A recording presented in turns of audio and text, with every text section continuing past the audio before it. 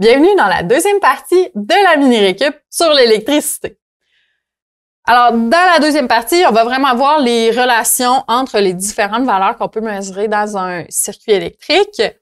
Donc, on va voir en fait les formules de la loi d'Ohm, de la puissance électrique et de l'énergie électrique. On va faire des exemples de calcul pour chacun et finalement, on va faire un problème qui va inclure toutes ces formules-là. On va commencer par la loi d'Ohm. Qu'est-ce que c'est?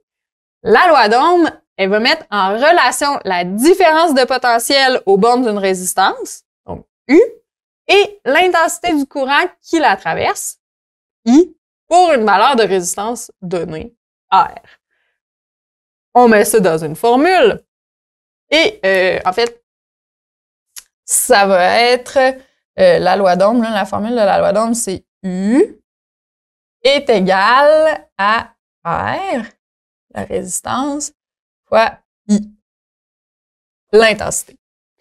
Donc, la différence de potentiel, elle est mesurée en volts, la résistance est mesurée en ohms et l'intensité du courant en ampères. Puis, avec ça, ça nous permet de comprendre les relations, en fait, entre ces différents éléments-là dans un circuit. Par exemple, qu'est-ce qui se produit si on augmente la différence de potentiel aux bornes d'une résistance? Est-ce que A, la résistance augmente, B, la résistance diminue, C, l'intensité augmente ou D, l'intensité diminue? La réponse est C, l'intensité augmente. Pourquoi? Ben, on le voit dans la formule. En fait, c'est que si j'augmente ma différence de potentiel, donc si j'augmente U, donc si U augmente ici, pour une même résistance, donc ma résistance ne varie pas, bien, si j'augmente la partie à gauche de mon équation, bien, la partie à droite de mon équation, pour qu'elle soit toujours égale, il faut qu'elle augmente aussi. Comme R ne change pas, bien, c'est I qui va augmenter. Puis l'inverse est vrai aussi, si U diminue, bien, I diminue. Donc, c'est une relation qu'on peut faire avec la loi d'Ohm. On peut mettre ces valeurs-là dans un graphique. Par exemple, mon graphique ici, c'est la différence de potentiel, en fait, en fonction de l'intensité du courant. Donc, je remarque que pour différentes valeurs d'intensité, j'ai différentes valeurs de différence de potentiel. Et effectivement, plus l'intensité augmente, ben, plus ma valeur de différence de potentiel augmente. Donc, ça fonctionne là, avec la formule qu'on vient de voir. Dans ce graphique-là, la pente, à quoi correspond-elle? Donc, à quoi correspond la pente du graphique de la différence de potentiel en fonction de l'intensité? À la puissance, B à la résistance, C à l'énergie électrique ou D à la tension? La réponse est B à la résistance. Pourquoi? C'est parce que quand on calcule la pente d'un graphique, on va prendre la variation verticale sur la variation horizontale. Par exemple, si je prends la variation entre mon point 0, 0 et un point ici comme ça, donc je vais avoir la variation verticale qui est donc la différence de potentiel, U, ma valeur de U, sur la variation horizontale qui est ma valeur de I dans ce cas-ci. Ça veut dire que pour calculer la pente, donc ça va être U sur I, ma pente. Mais U sur I, c'est égal à quoi? Ben, je sais que U, c'est égal à RI.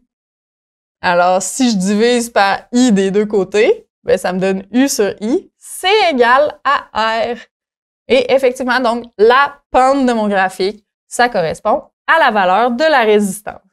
Maintenant, on va faire un exemple de calcul pour se servir de cette formule-là. Alors, quelle est l'intensité du courant électrique qui traverse une résistance de 50 ohms si la différence de potentiel aux bornes de la résistance est de 9 volts? On identifie nos données. Alors, nos variables, on a U, R et I. Qu'est-ce qui nous donne dans le problème? On dit, quelle est l'intensité du courant électrique? Alors, intensité, I, c'est ce qu'on cherche. Ensuite, qui traverse une résistance de 50 ohms. Alors, la résistance, R, c'est 50 ohms.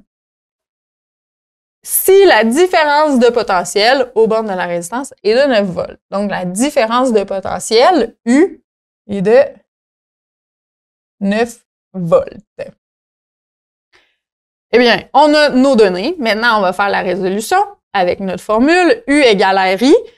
Comme on cherche I, je vais isoler I. Donc, je divise par R de chaque côté.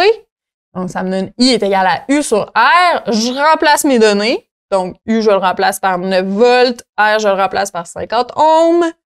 Et je fais le calcul. Ça me donne une intensité de 0,18 ampères. Et voilà, c'est la réponse. Donc, l'intensité du courant qui traverse la résistance est de 0,18 ampères. La puissance.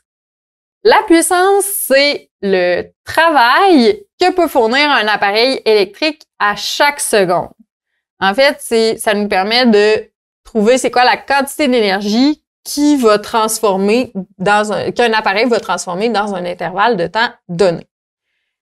La formule, c'est en fait la puissance, on la représente par la lettre P, puis on va la mesurer en watts. Qu'on représente le symbole du watt, c'est un W majuscule. Donc, la puissance, P, est égale à la différence de potentiel en volts, donc U, multiplié par I, l'intensité du courant, en ampères. Si j'ai un énoncé où on me dit une bouilloire a une puissance de 720 watts, quelle est l'intensité du courant dans le circuit électrique, sachant qu'elle fonctionne avec une différence de potentiel de 120 volts? Premièrement, comme d'habitude, on identifie nos données. Alors ici, on dit la bouilloire a une puissance de 720 watts. Alors ça, c'est sa puissance, c'est P. J'écris comme ça, 720 watts. Quelle est l'intensité du courant? Donc, c'est ce qu'on cherche. I, je sais pas c'est quoi. Sachant qu'elle fonctionne avec une différence de potentiel de 120 volts. Alors, U, 120 volts. Maintenant, pour la résolution, on utilise notre formule. Comme on cherche I, je vais l'isoler. Donc, je vais diviser par U de chaque côté pour isoler mon I. Donc, I est égal à P sur U. Je remplace mes données dans la formule. Donc, si je fais 720 divisé par 120, et ça me donne une intensité de 6 ampères. Alors, l'intensité du courant dans le circuit est de 6 ampères. L'énergie électrique, c'est l'énergie qui va être emmagasinée ou transférée sous forme d'électricité. Et en fait, l'énergie électrique, on va la représenter par la lettre E. La puissance, c'est P, comme on a vu tantôt. Et on va aussi utiliser le temps qui va être delta T. Donc, la formule pour tout ça, c'est l'énergie électrique, donc E, est égale à la puissance fois le delta T, donc fois la variation du temps. Habituellement, on va avoir différentes unités. Il y a différentes unités qu'on peut utiliser. Donc, l'énergie électrique peut être en joules et la puissance serait à ce moment-là en watts et le temps en secondes. Par contre, si on a le temps en heures, donc si mon temps est en heures et que ma puissance est aussi en watts, mon énergie, donc des watts fois des heures, ça fait des watts-heures. Alors, on aurait des watts-heures comme ça pour l'énergie. On a aussi une autre possibilité, en fait, si j'ai encore mon temps en heures, mais j'ai la puissance en kilowatts. Ça va me donner, donc des kilowatts fois des heures, ça me donne des kilowattheures.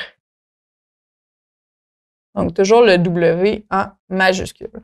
Alors, ce sont les différentes unités qu'on peut utiliser là, dans la formule de l'énergie électrique. Allons-y avec un exemple de calcul.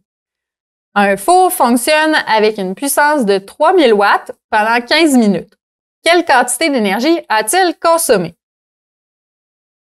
Pour identifier nos données, donc on dit il fonctionne avec une puissance de 3000 watts. Alors, c'est mon P.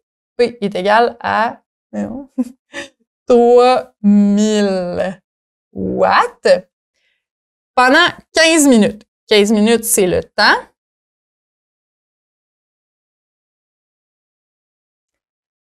Et quelle quantité d'énergie a-t-il consommé? Alors, c'est ce qu'on cherche. Bon, ici, on regarde déjà, il faut s'assurer que nos unités soient les bonnes. On a des watts, c'est correct, mais là, ici, on a des minutes. Mais le delta T, dans cette formule-là, peut être soit en secondes ou en heures, mais on ne peut pas le garder en minutes. Je vais faire le problème en convertissant mes minutes en secondes, puis je le referai ensuite en les convertissant en heures pour avoir les deux possibilités. Donc, 15 minutes, si je veux le convertir en secondes, alors je fais fois, je sais que j'ai 60 secondes dans une minute. Et ça me donne, donc 15 fois 60, ça me donne 900 secondes. Maintenant, je peux faire ma résolution avec ma formule. E est égal à P fois delta T. Je remplace mes données. Donc, E est égal à 3000 watts fois 900 secondes. Alors, le four a consommé 2 700 000 joules.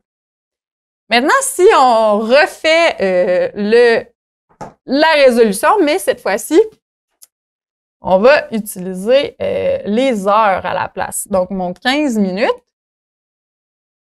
je vais le convertir en heures. Alors, 15 minutes fois, donc je vais l'avoir en heures, une heure. Il y a 60 minutes dans une heure. Alors, je vais faire 15 divisé par 60. Ça me donne 0,25 heures. Alors, je vais remplacer mes formules dans je vais remplacer mes données dans ma formule. Donc, P, je vais prendre mon 3000 watts et delta T, je vais prendre 0,25 heures. Je fais l'opération, puis des watts fois des heures, ça me donne des wattheures. Donc, ça va me donner mon énergie électrique, va me donner 750 wattheures. Donc, le four a consommé aussi 750 wattheures. Donc, c'est la même réponse, mais avec des unités différentes. Maintenant qu'on a vu comment utiliser chaque formule séparément, on va faire un problème un petit peu plus complexe. Un fer à repasser fonctionne avec une différence de potentiel de 120 volts. Il offre une résistance de 10 ohms. Quelle est l'énergie électrique consommée après 3 minutes et 45 secondes d'utilisation? Bon, là déjà, on a un problème plus complexe. C'est vraiment important d'identifier nos données. Ici, j'ai sorti toutes les données possibles. Et on va identifier celles qu'on a. Donc, on dit une différence de potentiel de 120 volts. La différence de potentiel, c'est U. J'écris ça ici, 120 volts. Ensuite de ça, il offre une résistance de 10 ohms. Ça, c'est la résistance ici. Quelle est l'énergie électrique? Donc, c'est ce qu'on cherche, E. Consommée après 3 minutes et 45 secondes d'utilisation. Donc, 3 minutes et 45 secondes, c'est mon delta T. Mais delta T, on l'utilise, en fait, on va toujours l'avoir soit en secondes ou en heures. Ici, je vais le changer tout de suite en secondes, mais si tu le changes en heures, c'est correct aussi. Il faudra juste penser aux unités en cours de route. Mais, donc, 3 minutes 45 secondes, mais je sais déjà que je vais changer d'abord mes minutes en heures. Donc, 3 minutes en secondes. Donc, 3 minutes Donc, 3 minutes, donc je vais multiplier par 60 secondes, par 1 minute. Puis, je vais additionner à ça mes 45 secondes qui restaient. Donc, 3 fois 60 plus 45 secondes, ça donne 225 secondes. Ensuite de ça, bon, ben, I, on l'a pas, P, on l'a pas. Donc, on a rentré toutes nos données. Là, pour trouver E, ben, pour trouver E, là, tu sais, ce qu'on cherche, je sais que la formule de E, c'est, ben, de l'énergie électrique, c'est E est égal à P delta T. OK? Donc, là, je cherche E, G delta T, c'est beau, mais ça me prend P, puis P, je l'ai pas. Alors, je vais devoir trouver P. Pour trouver P, comment je fais? Ben, je sais que ma formule, P, je sais que c'est égal à U fois I. On regarde ça. U, je l'ai. Ici, c'est 120 volts. I, je l'ai pas. Alors, il va falloir que je trouve I. Et une formule avec I que je connais, c'est U est égal à RI, la loi d'Ohm. Et dans cette formule-là, ben, U, je l'ai, c'est 120 volts, puis R, je l'ai, c'est 10 ohms. Alors, je vais pouvoir trouver I. Donc, dans le fond, première étape, ça va être de trouver I, avec la formule U est égal à RI. Une fois qu'on va avoir I, on va pouvoir trouver P, avec la formule P est égal à UI. Et ensuite, on va pouvoir trouver l'énergie électrique E, avec la formule E est égal à P delta T.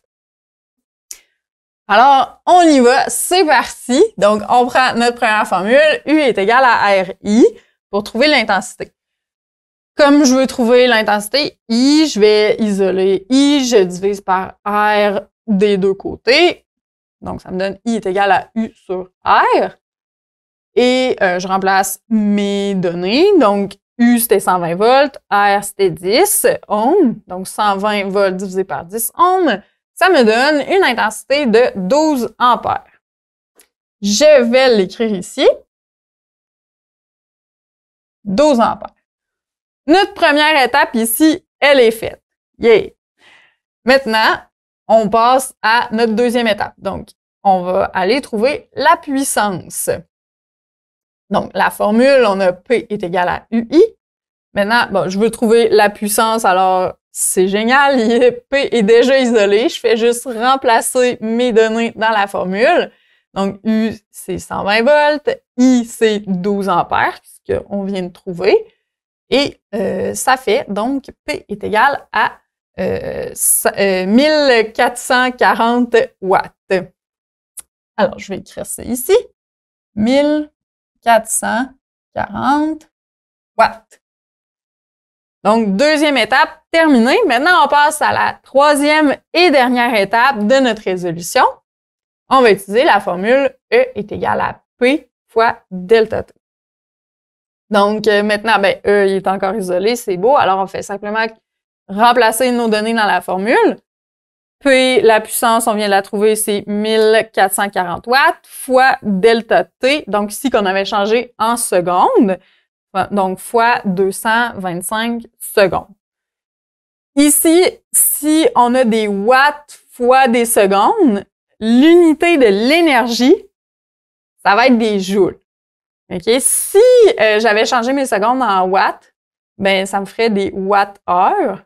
Si j'avais changé mes secondes en heures, ça me ferait des watts-heures, mon énergie. Mais là, ici, des watts fois des secondes, ça me donne des joules. OK? Donc, 324 000 joules, c'est mon énergie électrique. Alors, ça veut dire que le fer à repasser a consommé 324 000 joules. Et on a répondu à la question. Et on a terminé la mini-récup sur l'électricité, plus précisément les circuits électriques. Donc, ce qui est important, là, vraiment, c'est que tu sois capable d'identifier si un circuit est en série ou en parallèle. C'est aussi vraiment important de comprendre la loi d'Ohm, la formule de la puissance électrique et celle de l'énergie électrique et de pouvoir les utiliser dans différentes situations. Alors maintenant, bonne chance pour la suite, bon succès et bon travail!